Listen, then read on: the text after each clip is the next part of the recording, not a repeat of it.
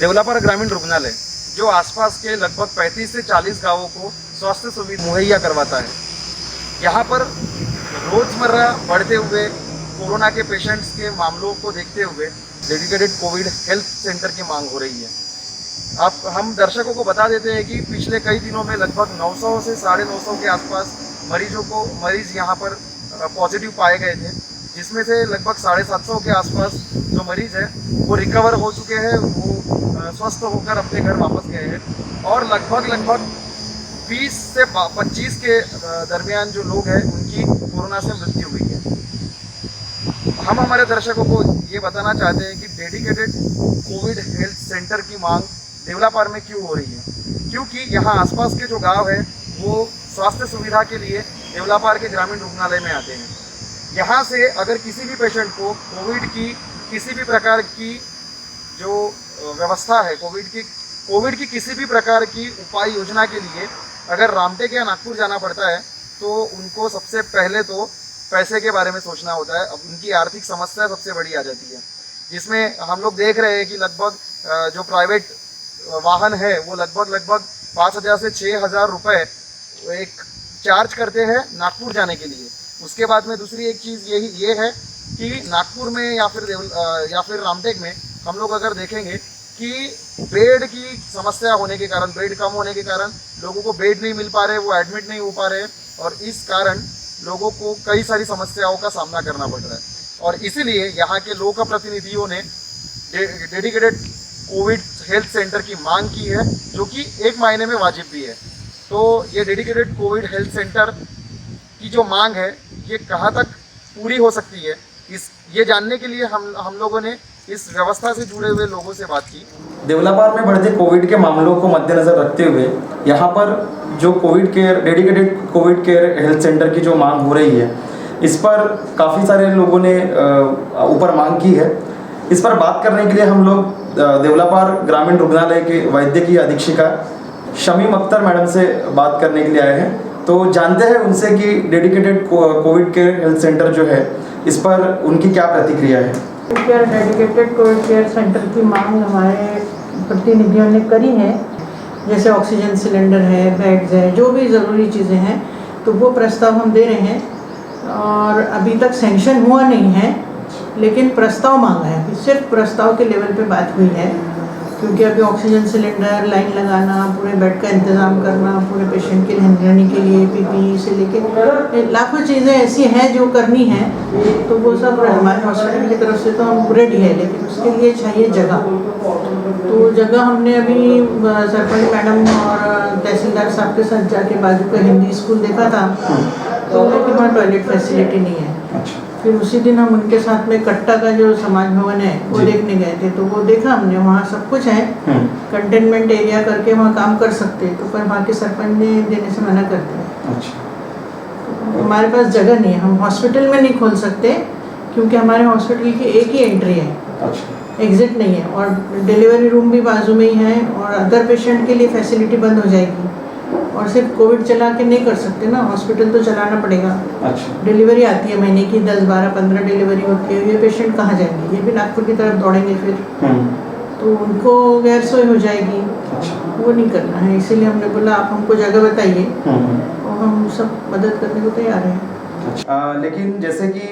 हमारी महाराष्ट्र गवर्नमेंट जो बोल रही है कि तीसरी लहर आएगी कोरोना की, तो इसको ध्यान में रखते हुए अपने यहाँ से मतलब किस प्रकार की सुविधाओं का हम लोगों ने अरेंजमेंट किया है, उस पर थोड़ा प्रकाश। हमारे हॉस्पिटल में तो ये नॉन कोविड एरिया था, अभी तक इतने ज़्यादा पेशेंट नहीं थे, लेकिन अभी बीच में कुछ टाइम से ऐसा हो रहा है कि पॉजिटिविटी बढ़ गई है, तो होम आइसोलेशन में पेशेंट ठीक हो रहे हैं, उनको पूरा ट्रीटमेंट देते हैं, उनको ऑब्जर्वेशन होता है, उनका पल्स ऑक्सीमीटर, टेम्परेचर सभी रोज देखा जाता है, आशा वगैरह दवाइयाँ मिल रही है, पेशेंट ठीक भी हो रहे हैं। जो बिल्कुल ठीक नहीं है तो फिर पास में पार्श्वनी का कोविड केयर सेंटर है, वहाँ या फिर रामटेक में भेज दिया जाता है। और बहुत ही क्रिटिकल है या फिर ऑक्सीजन सैचुरेशन कम हुआ तो हम ऑक्सीजन सिलेंडर उनको सप्लाई कर देते हैं, घर में दे देते हैं, क्योंकि यहाँ रख नहीं सकते ना वो पेशेंट को, फिर उनको नागपुर पहुँचने तक भी ज़रूरत है अगर ऑक्सीजन की, तो हम दे देते हैं ऑक्सीजन। तो वैसे अभी तक के कितने पेशेंट्स को बहुत ज़्यादा एकदम क्रिटिकल कंडीशन हुई है कि उनको बाहर भेजना पड़ा है, ऐसा कितना % चांसेस हुआ है ऐसा? अभी तक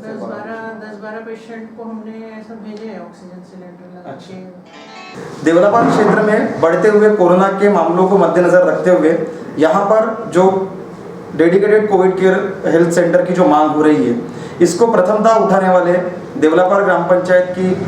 सरपंचा श्रीमती शाहिस्ता पठान मैडम से करते हैं सीधी बात। आप जो डेडिकेटेड कोविड केयर सेंटर की मांग कर रहे हैं मैडम, तो उसमें कोई तांत्रिक आपको अड़चने आई क्या? अड़चने तो आई है सर, पर अड़चने आने के बाद में ऐसा है कि जो कोविड सेंटर है उसके लिए लोगों की जानें बहुत जा रही थी यहाँ, और यहाँ से कैसा हो गया, देवलापार से रामटेक और नागपुर ले जाने तक लोगों की जान जा रही है, और बहुत से लोगों की जान गई भी कि हमको उसकी तकलीफ हुई है कि हम उनकी जान नहीं बचा पाए। लेकिन इसके लिए हम कोशिश इसलिए कर रहे थे कि कोविड सेंटर हमको यहाँ चाहिए थी, कल को ऐसी नौबत ना आए कि अपने को भी एडमिट होना पड़े। अगर अपने पर ऐसी नौबत आती है तो अपन कहाँ जाएंगे उस वक्त पे। अगर और आज की कंडीशन ऐसी है कि लोगों के पास में इतना पैसा नहीं है कि वो 2 लाख और 3 लाख हॉस्पिटल में दे सके, ऐसी कंडीशन हो गई है लोगों की, तो वो कहाँ पर प्राइवेट हॉस्पिटल में जाकर ट्रीटमेंट करवाएंगे। और अपना देवलापार का जो ग्रामीण रुग्णालय है वहाँ पर 72 गाँव के लोग ट्रीटमेंट के लिए आते हैं,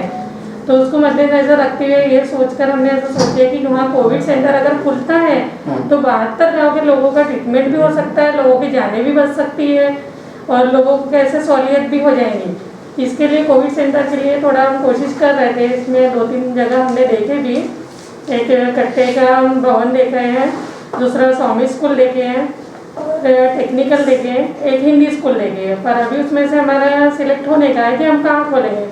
पर कट्टे के भवन पे हमको ज़्यादा ऐसा लगा कि वो खोलने के लायक है, और वहाँ पर सुविधा भी अच्छी है कि वहाँ कोविड सेंटर खुल सकता है। इसके लिए हमने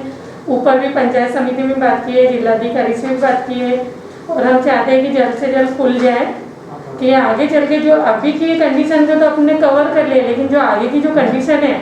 जो आने वाली है उसके लिए लोगों के लिए बहुत अच्छा हो जाएगा। और खुलता है एक तरीके से तो लोगों को बहुत अच्छा सहारा भी हो जाएगा। अच्छा, देवलापार क्षेत्र में कोरोना के बढ़ते हुए पेशेंट को मद्देनजर रखते हुए यहाँ पर कोविड केयर सेंटर की काफ़ी ज़्यादा ज़रूरत थी, और जिसकी मांग उठाने के लिए सबसे ज़्यादा प्रयत्न किया कांग्रेस पार्टी के श्री उदय सिंह उर्फ गज्जू यादव जी ने। तो आइए जानते हैं कि कोविड केयर सेंटर की जो मांग है वो कहाँ तक पहुँची है। कोविड केयर सेंटर की इस क्षेत्र में जो डिमांड थी, मैंने कोविड केयर सेंटर नहीं, मैंने डेडिकेटेड कोविड हेल्थ सेंटर मांगा था, जिसमें लोगों का यहीं इलाज हो, उसको ऑक्सीजन बेड की सुविधा मिले, वेंटिलेटर की सुविधा मिले और उसका फुल्ली ट्रीटमेंट यहीं हो। उसका स्कोर बढ़ गया, उसका ऑक्सीजन डाउन हो गया तो उनको नागपुर ना भेजना पड़े, इसलिए उस पेशेंट को यहीं इलाज मिले, इसलिए मैंने dedicated Covid health care centre यहाँ मांगा। और ये भाग जो है सारा आदिवासी परिसर है, यहाँ काफ़ी ग्रामीण भाग में गरीब लोग रहते हैं और वो सब मेयो मेडिकल में हमारे यहाँ बेड नहीं मिलता हमारे लोगों को,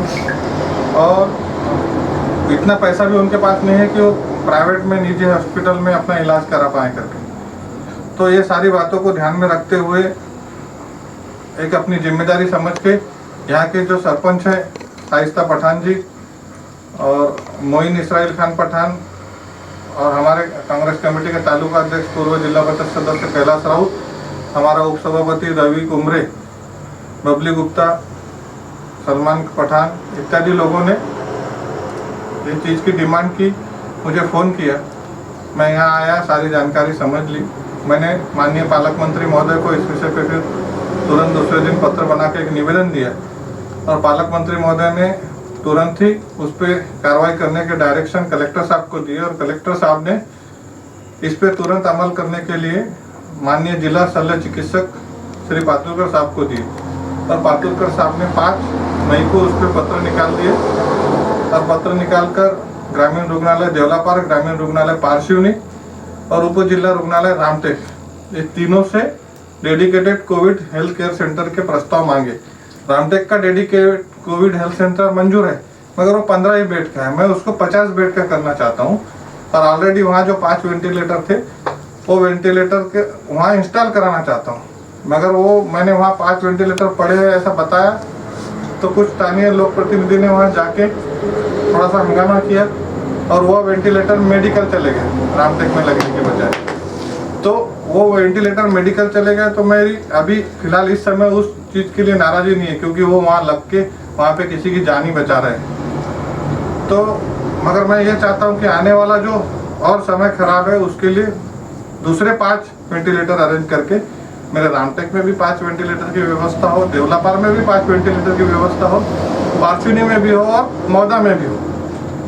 तो हमारे विधानसभा क्षेत्र से जो लगकर है वहाँ पे हम ये चाहते हैं कि हम हमारे क्षेत्र के सभी सामान्य व गरीब परिवारों को सरकारी सुविधा में इलाज मिले, क्योंकि 70% लोग एक सामान्य और गरीब परिवार से होते हैं, 30% लोग बड़े परिवार से होते हैं, पैसे वाला होता है, वो प्राइवेट में अपना इलाज करा सकते हैं, मगर छोटा आदमी इस बीमारी में तो प्राइवेट में इलाज नहीं करा सकता। इसलिए अभी माननीय जिला शल्य चिकित्सक का 5 तारीख के पत्र के अनुसार तीनों वैद्यकीय अधीक्षकों को पत्र आ चुका है। यह अपना प्रस्ताव बनाकर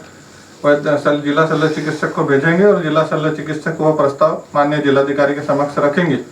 जब जैसे ही ये प्रस्ताव वहाँ पहुँच जाता है, मैं माननीय पालक मंत्री महोदय माननीय नितिन राउत साहब की तरफ और हमारे कांग्रेस पार्टी के प्रदेशाध्यक्ष नाना पटोले जी, इनके पीछे लग के मैं उस प्रस्ताव को मंजूरी दिला के ही रहूँगा। ये मैं इस परिषद की जनता को आश्वासित करता हूँ। तो सर, जैसे कि यहाँ लोगों के द्वारा हमें पता चला है कि जो स्थानीय बड़े स्तर के जो नेता हैं, जो बड़े स्तर के जो लोक प्रतिनिधि है, उन्होंने सीधे सीधे हाथ झटक दिए थे। तो आपको किस प्रकार की तांत्रिक अड़चनों का सामना करना पड़ा इस कोविड केयर सेंटर को मंजूर करवाने में? अभी देखो, सब कोई अपना अपना काम कर रहे हैं। वो क्या कर रहे हैं वो उनकी जिम्मेदारी है, मैं क्या कर रहा हूँ ये मेरी जिम्मेदारी है। मुझे थोड़ी टेक्निकल तकलीफ ये हुई थी कि वहाँ डॉक्टर की व्यवस्था नहीं हो सकती, ऐसा मुझे वरिष्ठ अधिकारियों ने कहा। अब ये उन्होंने किसके दबाव में किया ये कहा ये मुझे नहीं मालूम, मगर मैंने उनको बताया कि इस देवलापार ग्रामीण रुग्णालय के 5 से 7 किलोमीटर के परिसर में 4 PSCयाँ हैं जिला परिषद, वहाँ ऑलरेडी 2-2 डॉक्टर हैं। तो उनमें से एक डॉक्टर की ड्यूटी रोज भी यहाँ लगाए तो 7 दिन के 7 डॉक्टर यहाँ के यहाँ व्यवस्था हो सकती है और बाकी का देवलापार ग्रामीण रुग्णालय का स्टाफ काम में आ सकता है। फिलहाल अभी और भी अन्य बीमारियों की OPD नहीं के प्रमाण में है, 5% से भी कम पेशेंट OPD में आते हैं। तो अन्य बीमारी के जो पेशेंट है टेक्निकली अगर हम चाहें तो वो ह्यूरा बाजार की PSC में या करवाई की PSC में अपन उनको शिफ्ट कर सकते हैं इलाज के लिए, और ग्रामीण रुग्णालय देवलापार में फुल्ली कोविड के पेशेंट का इलाज किया जाना चाहिए। कैमरामैन पंकज मासूरकर के साथ मैं मुकेश पेंदाम। देखते रहिए सच 24 न्यूज़।